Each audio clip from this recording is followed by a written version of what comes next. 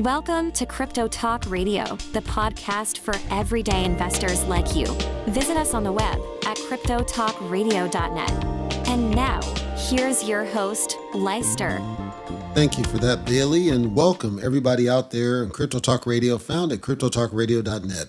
R. Kelly once recorded a song, Happy People. This, I will refer to everybody listening as happy people, although it's probable you're not happy because you're looking at the charts pissed off or frustrated or confused, and there's nothing I can do about it. I'm not going to taunt. I'm not going to be negative. I'll share what I can. I'll tell you that I don't know a lot. Everything is just kind of off the cuff thoughts because I, to be honest, don't follow crypto as close as you might think I do. I just don't. So I'll share my thoughts best I can. Here's the personal update just so keep you in the loop. And if you're new, welcome, by the way. This is what I usually do.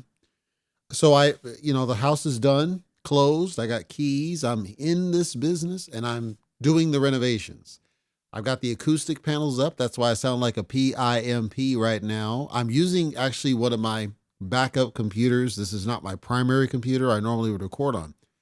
So I have a MacBook and it's like my secondary device. If I'm sitting on the couch or something, it's my secondary device, but I'm starting to use it more and more for these one-off things. And my regular computer is still back at the old place. The plan is to go this weekend coming up, finish the clean out, get a junk hauler, get all the other stuff that I was frankly too lazy to get. But there's not a lot that's going to fit in the car. So I'm going to take my primary car if they'll feel like giving the damn thing back. I have it in the shop getting some repair work that was needed since I bought the car. And apparently they're going to be able to fix these things. I just need to know, okay, first let's get a diagnostics of what the real problem is here. Once I get a diagnostic and they can tell me what that is, we'll get it fixed. Now they did lie to me and I was kind of pissed off about that one. I let them slide on it though, because I got other stuff distracting me. I got the electrician out here. They took care of all the outlets. There were no grounded outlets in the vast majority of the home, so that's fixed. Switches are fixed. The external lighting is fixed. I've been hanging up replacement ceiling fan lighting and the whole nine. So my house is going to look sharp by the time it's done. And I'm starting to like it as a house. It needed some work. It's rough. And I'm going to have to fork over some more money for a new HVAC. The HVAC works, but it's old yeller. It's about to die. So I'm going to have to be spending quite a bit of cash here soon. And as I said, my Endeavor pays me a lot, so I'm not worried about it. And with cryptocurrency off the side, I'm seeing these dips, crazy dips like the one we see recently. It tells me I made the best bet, of not relying on it to make money. Some of you might, and I understand, and I'll do the best I can to share what I think might be going on. Don't hold me to nothing because I have no inside information about what's going on.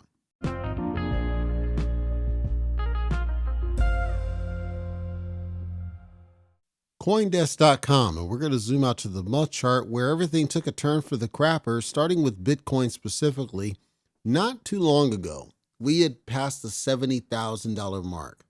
Some of the analysts online, or those that fancy themselves to be analysts, predicted we were on our way to 80,000. The industry disagreed. The industry felt like we need to go a little bit more down, and we started heading down multiple times. And some of this is, I believe, in my opinion, temporary because of what's happening with the Fed and the rates and uncertainty about things.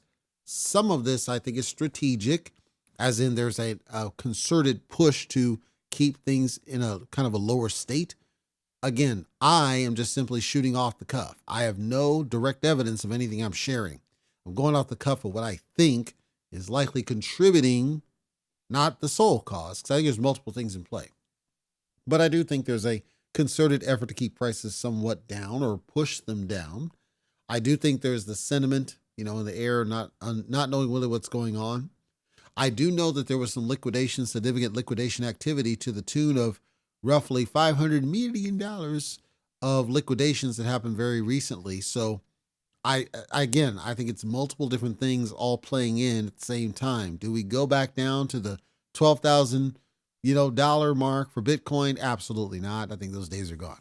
But who knows? I don't think so, but who knows? Meanwhile, I did notice some of the garbage out there, the so-called vol coins. I noticed that some of the garbage out there, got even worse of a hit. And I also noticed that there was a lot of Binance activity, Binance.com activity in the term of selling. So a lot of these garbage tokens were being sold off for this first digital USD token. And I did see apparently that ZK Sync was going to be listed on Binance. I thought it was already there, but I don't have access. This then caused what I theorize might be some dump outs of some of these other garbages to stack First Digital USD in preparation for this launch on Binance. I can't say that's the case or not, but it would seem to correlate to the price movement that I saw. Meanwhile, on the Ethereum side, which again, normally, not always, but normally correlates to what Bitcoin's doing in terms of price direction. Ethereum, a low of roughly 3,400, a high of 3,500 as I record this, trending somewhat around the 3,500. Ethereum it went down, but it certainly did not crap to the degree that Bitcoin did.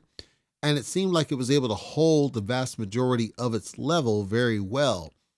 So it would seem that the most impact was specific to Bitcoin and any other tokens where there happened to be Bitcoin pairings largely, as well as some of the garbage tokens that were traded on exchanges. So what I see, I could be way off freaking wrong. So don't hold me to any of this stuff. Separately, allegedly, I didn't see this and didn't see the deep innards because again, I didn't follow it close, but obviously Donald Trump, now he's all over cryptocurrency, accepting cryptocurrency for his campaigns, saying if you want crypto to succeed, you better vote for me, calling himself the crypto president. He's all in. This guy has YOLO'd into crypto support because somebody's got his ear, probably Ramaswamy. I can't say for sure, but probably it's Ramaswamy. On the other side, and I said, geez, it's almost like these guys do not want Biden back in the office because some of the stuff that Biden's doing just seems like he's off his rocker. I'm not talking about the normal Alzheimer's here. I'm just saying somebody that's in his ear doesn't know what they're talking about. Because Donald Trump recently on Truth Social said that he wants Bitcoin mining to be an American situation. He wants support for Bitcoin mining. We know that he's coddling, right? He's pandering. He probably doesn't even know what he's talking about here because it is factually true that Bitcoin mining is an energy intensive situation. It's possible he wants to use that as an argument to restart things like Keystone, to get back to energy independence and make a case for these things. It's possible he's simply riding on the back of Bitcoin overall to strengthen his case for why we need to be energy independent, because he knows that if the United States is able to pull that off and go all in and ignore the Greta Thunbergs of the world, it gives the United States more value than we currently have. It could be that simple. I don't know. I do know, allegedly, I allegedly know that Joe Biden said they want a 30% tax. I talked about this on an older episode, 30% tax on miners and the mining profits, which is unsustainable. We know what it is, which is why I theorize perhaps they just don't want Biden still to be in the office, because why is this guy talking about taxing the miner community when clearly the popular vote is going to lean towards crypto support for the younger populations, which is what Donald Trump is currently favoring, why ever that is. If you don't know a lot about the way that the United States government does budgeting, the United States government uses budgeting in order to forward their own agendas. They'll slip in garbage, aka pork, into otherwise benign bills so they can get it slipped under the radar. One of these that was slipped in was this tax as part of trying to fund and pay for this new budget proposal. This took place way back in March, where it was first talked about and presented, and it's been bantied about, and there was a risk it was going to pass, and then the Republicans got in front of it, right? They were theorizing that this tax was going to be used to generate more revenue to offset the spend that was happening. When this got broadcast out, a lot of Republicans actually, when they saw what Donald Trump said recently, said, we're going to start pushing bills in now designed to help protect Bitcoin miners, help protect this as an energy opportunity, and they're just pandering to Donald Trump, clearly. But Joe Biden putting this out there is tone deaf because it's the wrong time in election season. But I think he's banking on, again, Greta Thunberg and her allies being strong enough to support him staying in office. I have no evidence of anything I'm talking about, but I am saying we've already seen the demise of CBDCs, which I think is a good thing. We've already seen that the Gary Gensler situation, he's losing every battle. That's a good thing. Yet the Biden administration still continues on this path of being anti-crypto, even though Democrats in Congress have flipped the script on him. It's no longer a clean game. It's no longer a clean Republican versus Democrat game. And I'm not presenting that it is. I'm presenting that neither side really knows what they're doing. They're kind of tiptoeing into this because they're trying to coddle votes on the younger voter population who supports crypto, even though they don't know why they support it. The vast majority of them, if you were to ask them, would ask how much the darn thing's worth because it all ties back to fiat. I think Trump understands that more than Biden. Does that mean that he is a strong advocate for everything? Abso-fragging-lutely not. It's all about priorities. He's always been about the dollar. He's always been about fiat. He's always been about money and anything that increases not just the money for the country, but for himself. Energy independence is one of those goals. It's a post that increases wealth for the country and by virtue increases wealth for himself, which creates a motivation for him to push for it and advocate for it. I think that's really what's driving it. With Joe Biden, they got enough money, they don't need it. And they think that Americans don't need it. They think that American is well off, right? And we could just ship money off overseas. They're tone deaf. Not all Democrats. I'm talking the Biden administration specifically, those that support Joe Biden when I say that statement.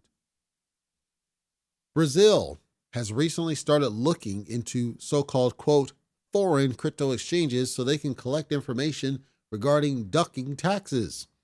I bring this up even if you're not in Brazil because it actually ties back to an older episode I did a while back around all of these governments. And I said, at some point, these governments are going to start stepping up and saying, we need to get some taxes out of these people who are ducking taxes and ducking smoke worldwide, and people are going to follow suit.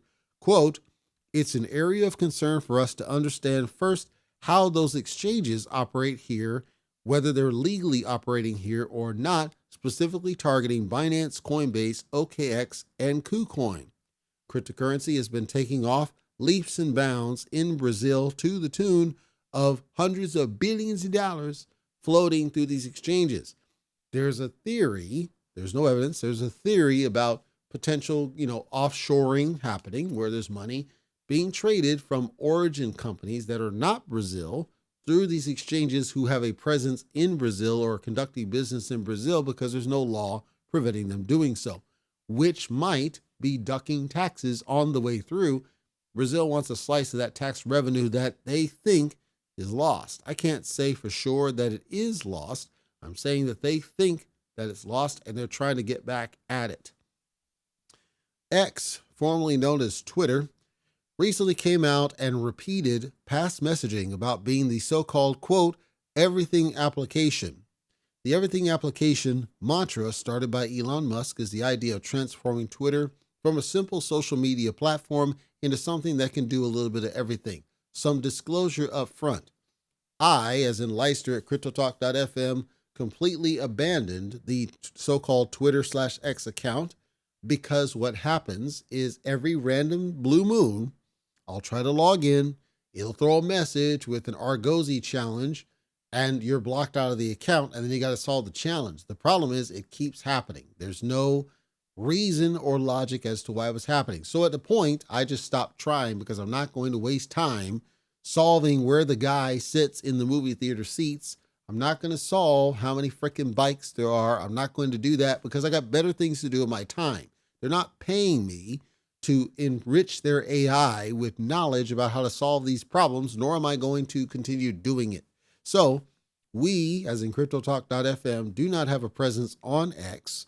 And I'm disclaiming that up front. We do not have a presence on X primarily because their technology is broken. I speak as somebody who works technology, specifically development, for a living, and I can tell you that their code is screwed up because it assumes that there's a bot simply because my internet's blazing fast and my logic is impeccable. I digress. From X, quote, "We're redefining what users will come to rely on. The scope of our vision and the pace of the innovation of the company is like nothing I can describe." This concept included payments. At one point, it was theorized that Dogecoin was going to be the payment of choice due to Elon favoring Dogecoin as a medium of payment in the future. That didn't pan out. Doge's price tanked ever slightly. Floki ran because, hey, I got a dog and I'm going to name him Floki. That's why it became a thing and that's why it ran. It's been suffering ever so because there's not been specific message around using these tokens as the payment form for the X platform. Moving forward, they expect more diversity in what they would do for payments, similar to things like a Venmo. Quote, "There's so many new things to experience. Think about that. Once we launch payments, starting in the United States, the financial system that will emerge on that platform," when they say financial system, they're referring to like the Venmos of the world, where it's simply a form of payment transfer that may or may not include cryptocurrency, but the form of payment transactions, a one-stop shop for payments. If you didn't know the history of the X.com domain, X.com started as a bank. It was actually one of the very first fintech banks, as it's called. Completely online, you got a debit card. They actually issued checks on the first and then they stopped. But it was a bank account. You could deposit funds in it, and it worked really well with PayPal. Later, PayPal and X.com essentially merged. They didn't really merge, but essentially merged into this one conglomerate situation and then partnered up with eBay, and it was never the same. Elon Musk owned the domain and continued to hold on to it all that time. We're talking late 90s here. He held onto the domain all that time, and then he decided to use X.com to rebrand what used to be Twitter after he took it over from the idiot known as Jack Dorsey. This then caused him to jump all in YOLO into fixing what he saw were the flaws in Twitter, aka now X, and build it into a one-stop shop platform. That's what's being described here, which was expected to have a strong run on various cryptocurrencies that did not happen. Now the messaging is around being a total payment platform, which may or may not include cryptocurrency. We don't know that yet. Between this and what's happening with Gary Gensler and what's happening with Joe Biden and what's happening with the war and what's happening with taxes, there's a lot of uncertainty in the sphere. You might be wondering to yourself when it's going to pass, and I don't have an answer for you. I can only tell you, if you're in certain projects, the worst thing you could do is sell, because it doesn't make sense to sell on dips unless you've lost faith in the project. You know, if it's garbage like Cytochain, right? That's different. But if you believe in the project, or let's say it's one of these main ones, Ethereum, there's no logic in selling when it's down because they're going to go back up. This is where patience plays a strong factor in your trade strategy. It's up to you whether you have that patience or not. Nobody can have the patience for you.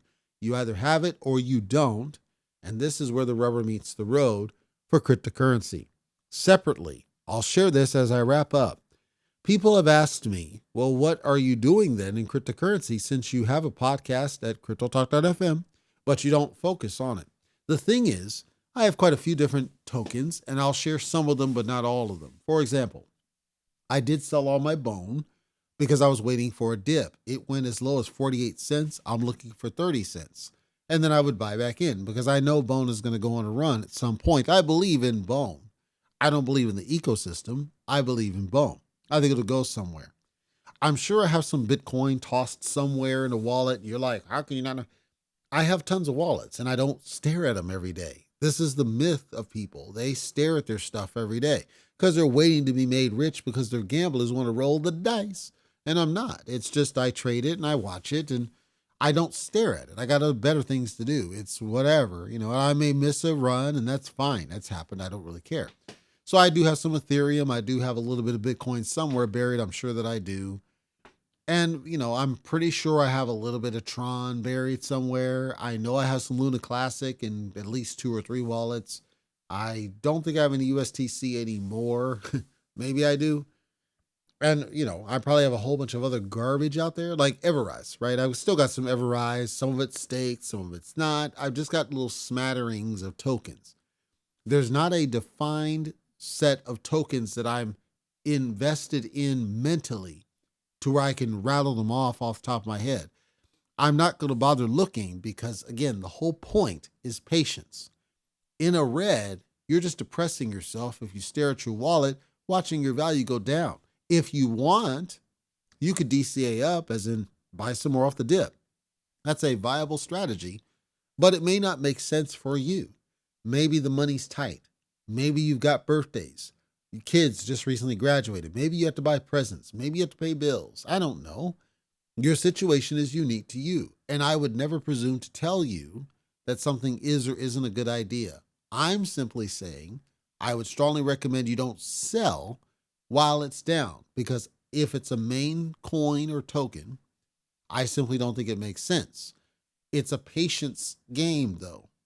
If you don't have the patience, get out, right? Don't feel compelled to stay in. That's FOMO, lying to you.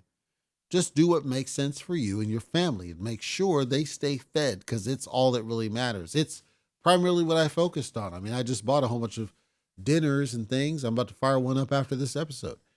Because for me, it's like, let me just focus on my house that I now own, get him to where I need him to be, finish up my office, watch on the screen and decide if I'm going to buy an 85-inch TV because my freaking living room is so large that my 47-inch looks tiny. These are priority things to me, the window, all these things that I'm staring at other than crypto might seem foreign in concept to everybody that's staring at it. But I did an episode on Casual Talk, and it connects renting and deposits. What happens when you want to rent something, a car, an apartment, whatever? They take money and they hold it and they don't pay you interest. Then when you return the property, whatever that is, car, apartment, otherwise, then you have to justify why you should get the full amount back.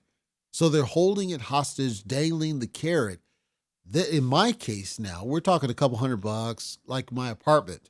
They took $1,800 from me, right, as a deposit, because this area lets them discriminate against people. I just need to get here because my client expected me to be here. Fine. But now I just returned a van, and I'm telling him, just keep the freaking deposit. Who cares? It'll pay for the rental, it'll pay for the gas, whatever.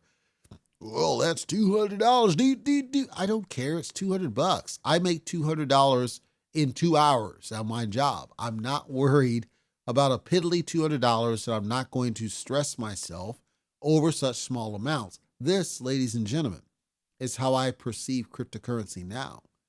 I could make a tiny bit of money. I'm not going to cheer and hip and holler. It's whatever. If it makes it, it does. If it doesn't, it doesn't. Somebody else who's struggling, that could be life-changing money, which is why I say it doesn't make sense to sell, because I recognize that those listening might see that as a life-changing situation. And I'm trying to keep you from potentially losing out on a potential profit opportunity to come once we're past this. Simply that if you are similar to my situation, where ideally it's throwaway money, you don't really care about it. If it goes, it goes, but you're looking for something higher than a short pump of $20 profit.